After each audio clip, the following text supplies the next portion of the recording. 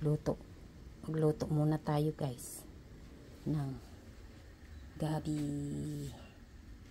So ayan, tapos na yung ginger, sibuyas naman.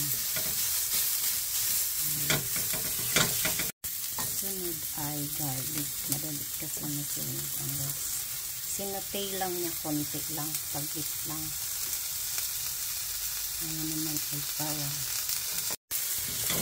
Ayan.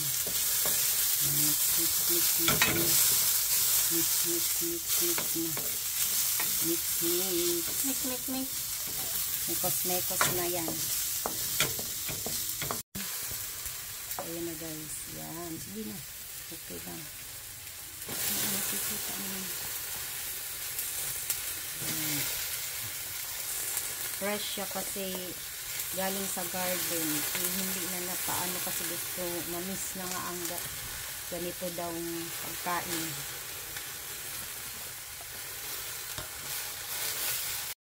So ayan na guys. Nalagay na lahat. Tapos nilagyan niya ng konting gata.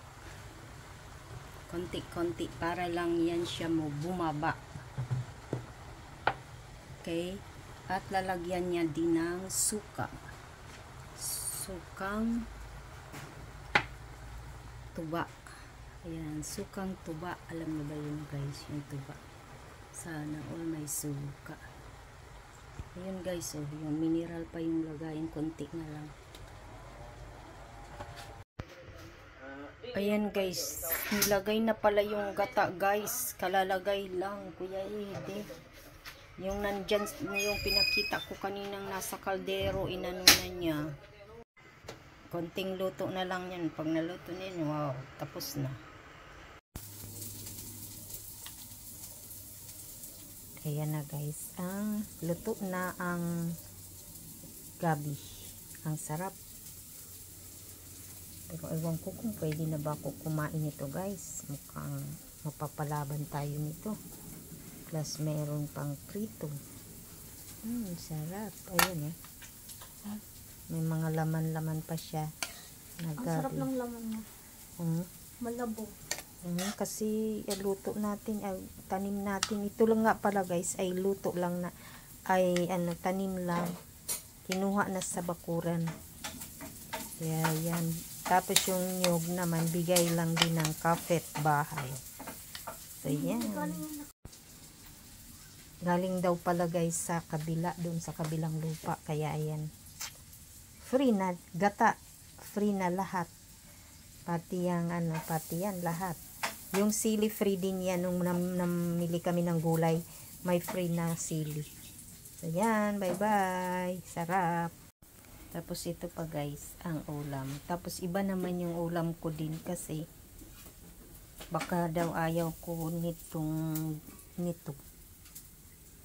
Baka ayaw ko daw. Kaya yan, naggulay din para sa akin. Pero hanggang ano na yan.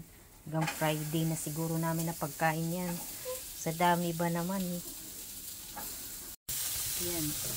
Naggulay ng intawan.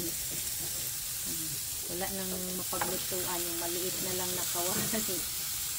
Pero konti lang naman yan. Ito ang ampalaya, mga baby to. Yung ampalaya galing yan sa likod din namin. Pati okra, galing din yan sa aming garden. So ayan, ang aking ulam daw. Sarap. Wala, mag-init na lang. Kaya baka gusto mo nang magkape. Ayan. So, mamaya na lang. Mayroon pa dito guys. Ayan, talong. Ayan. Tsaka yung ayan. Itong okra galing to sa garden. Tapos itong ampalaya, mga baby pa yan. Mga bulok na kasi na Okay. Hindi na pwedeng patagalin at tsaka palakihin kasi mabubulok. Sayang. Mamaya ulit. So, ayan na yan guys. Pinalo na niya lahat. At lalagyan na rin ng asin na pink salt.